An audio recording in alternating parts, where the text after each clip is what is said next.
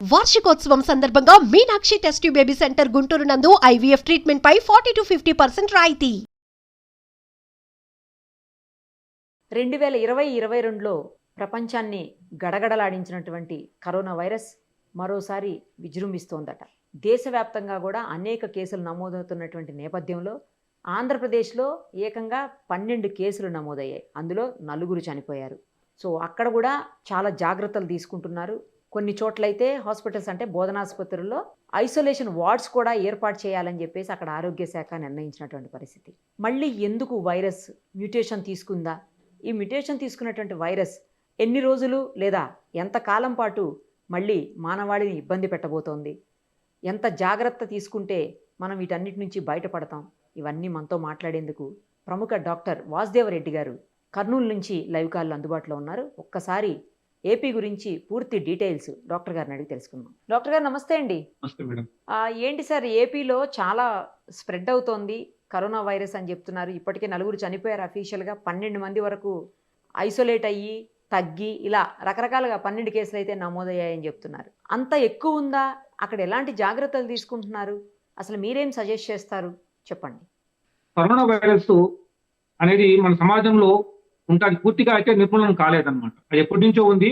కానీ దాని వచ్చే ముటేషన్స్ వల్ల కొత్త రకం రావడం వల్ల మనము గత 2019, 20, 21, 3 సంవత్సరాలలో తీవ్రంగా మనము దేశమే కాదు ప్రపంచమంతా అల్లకల్లోలమైంది. కానీ ఆ వైరస్ అయితే పూర్తిగా పోలేదు, సమాజంలో ఎప్పటికీ ఉంటుంది. సమయానుకూలంగా తన జరుగుతున్న ముటేషన్స్ తోటి కొత్త రకంగా ఆవిర్భమై కొత్తగా ఎక్కువ ఇన్ఫెక్షన్ కలిగించే ఆస్కారం ఉంటుంది. ఒక ఆసుపత్రి నిర్వాహకుడిగా ఈ జూలై నెలలో చూస్తే దేశం మొత్తం సుమారు 333 కేసులు నమోదైనాయి. రాష్ట్రంలో 12 కేసులు నమోదైనాయి. దాంట్లో 4 చనిపోయినారు. చనిపోయిన వాళ్ళందరికీ ఏదో ఒక కోమార్బిడిటీస్ అంటే బీపీ కానీ, షుగర్ కానీ, లేకపోతే కిడ్నీ సమస్య కానీ ఉండడం వల్ల చనిపోయినారని బయటపడింది. కానీ అందులో చిన్న పాప ఉంది కదా, ఆ అమ్మాయికి కూడా వేరే ప్రాబ్లం ఉందంటారా? మూత్రపిండ సమస్య ఉందని చెప్పి డేటా రావడం జరిగింది.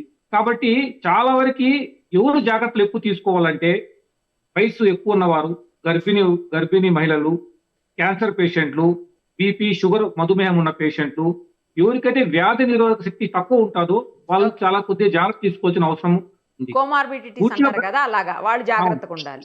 వాళ్ళు జాగ్రత్తగా ఉండాలి, పూర్తిగా భయపడాల్సిన అవసరం లేదు. అదే విధంగా పూర్తిగా వదిలేసి ఎట్లా ఏమైనా కానీ అటు ఉండడానికి కానీ నిర్లక్ష్యం ధోరణి కానీ మంచిది కాదు. ఎవరైనా కానీ గొంతు నొప్పి, జ్వరము అలా వస్తుంటే వెంటనే ఆయాసం అలా వస్తే వెంటనే వెళ్ళి మన ప్రభుత్వ ఆసుపత్రులు ఎప్పుడు కానీ చేసుకుంటారు. ఆడికి ఈ కోవిడ్ పరీక్ష చేయించుకోవడము. ఈవెన్ మన ప్రభుత్వం కానీ ప్రతి ప్రభుత్వ బోధన ఆసుపత్రుల్లో ఐసోలేషన్ సెంటర్స్ పెట్టాలనేసి నిన్నే ఒకటి అలర్ట్ జారీ చేయడం జరిగింది. కానీ భయపడాల్సిన అవసరం, సామాజిక మాధ్యమంలో వస్తున్నవన్నీ చూసి భయపడాల్సిన అవసరం లేదు. మన జాగ్రత్తలో మనం ఉండాలి. అలాంటి ఏదైనా సమస్యలు ఉంటే వెంటనే మనము పరీక్ష చేసుకుని దాన్ని బట్టి వైద్యం కానీ అవసరమైతే ఐసోలేషన్ ఉండడం కానీ జాగ్రత్త తీసుకోవాల్సిన అవసరం ఎంతైనా ఉంది. అన్ని బోధనాసుపత్రులు అంటే ఆల్మోస్ట్ అన్ని గవర్నమెంట్ హాస్పిటల్స్ లో కూడా ఐసోలేషన్ వార్డ్స్ అనేవి ఏర్పాటు చేయబోతున్నారా అండి ఏపీలో? అంటే ఎగ్జాక్ట్ లేదండి, అలర్ట్ అయితే వచ్చింది ఏర్పరచాలనేసి గవర్నమెంట్ అయితే ఇమీడియట్ పంపించింది. మనది ఏర్పరుస్తాలో చూడాలి మనం. ఇప్పటికే కొన్ని ఆసుపత్రులు ఉన్నట్టున్నాయి ఆల్రెడీ. ఎక్కడైతే కడప, విశాఖపట్నం ఎక్కడైతే కేసులు నమోదైనా అక్కడైతే వారు ఐసోలేషన్ పెట్టి వీరిని వైద్యం ఇవ్వడం జరుగుతున్నట్టుంది. 12 కేసులు నమోదైనాయి. కానీ దేశవ్యాప్తంగా అయితే 333 కేసులు, అత్యధికంగా కేరళలో 100 కేసులు పైగా నమోదైనాయి. అవునండి, జూలై మొదటి వారం 1వ తేదీ నుంచి 16 వరకు 2 వారాలు.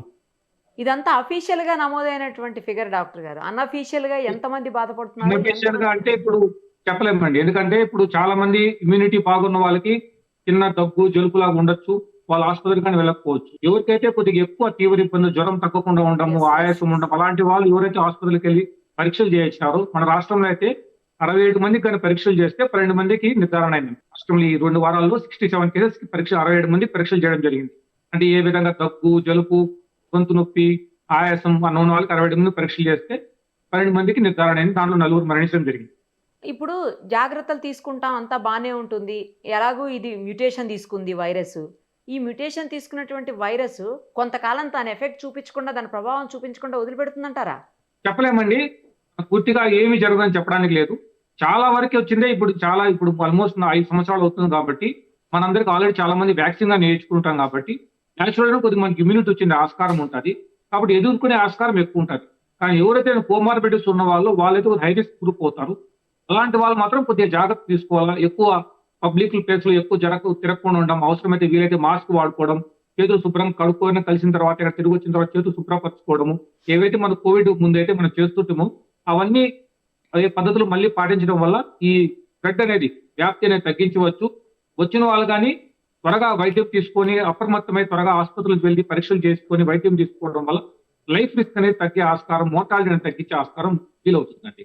ఇప్పుడు ఒకసారి మ్యూటేషన్ తీసుకుందనుకోండి వైరస్, అది ఎంతకాలం అదే స్థాయిలో అంటే అలాగే కొనసాగుతుంది? కొన్ని సంవత్సరాలు కొనసాగుతుందా, లేకపోతే కొన్ని మంత్సా, లేకపోతే కొంతకాలమే ఉండేసి మళ్ళీ మ్యూటేషన్ వేరే తీసుకుంటుందా? ఎట్లా డాక్టర్ గారు? ఇప్పుడు మన శరీరంలో ఎట్లా ఉంటుంది, దాంట్లో కానీ వైరస్ లో కొన్ని న్యూక్లియర్ మెటీరియల్ ఉంటుంది.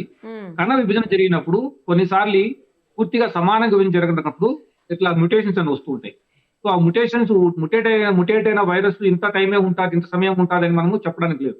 కొన్నిసార్లు ముటేషన్ అయినప్పుడు దాని యాక్టివ్ వైరస్ ఒక కెపాసిటీ తగ్గొచ్చు, కొన్నిసార్లు పెరగచ్చు. అలా పెరిగినప్పుడు ఎంతవరకు ఉంటుంది అని చెప్పడానికి లేదు, మనం ఎగ్జాక్ట్ గా చెప్పలేము. ఇంకా ముందు మనం చూస్తాం ఇన్ఫ్లుయెన్జా వైరస్ అంటాం, అది కానీ సేమ్ ఇట్లే ఉంటుంది. ఇదే విధంగా ముటేషన్ జరిగినప్పుడు కొత్త రకంగా మారిపోయినప్పుడు ఎక్కువ ర్యాపిడ్ స్ప్రెడ్ ఉంటుంది. తర్వాత మళ్ళీ కొన్నిసారి ఇనాక్టివ్ అవుతుంది కొన్నిసారి ముటేషన్ టైంలో. సో ఎట్లా ఉంటుందో ఎట్లా చెప్పడానికి లేదు. మన ఇమ్యూనిటీ పెరిగే కొద్దీ ఎవరైతే మన సొసైటీలో మన కమ్యూనిటీలో ఇమ్యూనిటీ పెరిగే కొద్దీ మన వ్యాధి ఆటోమేటిక్ గా నియంత్రించే ఆస్కారం ఉంటుంది. రైట్ డాక్టర్ గారు, thank you so much for ధన్యవాదాలు. ఇన్ఫర్మేషన్.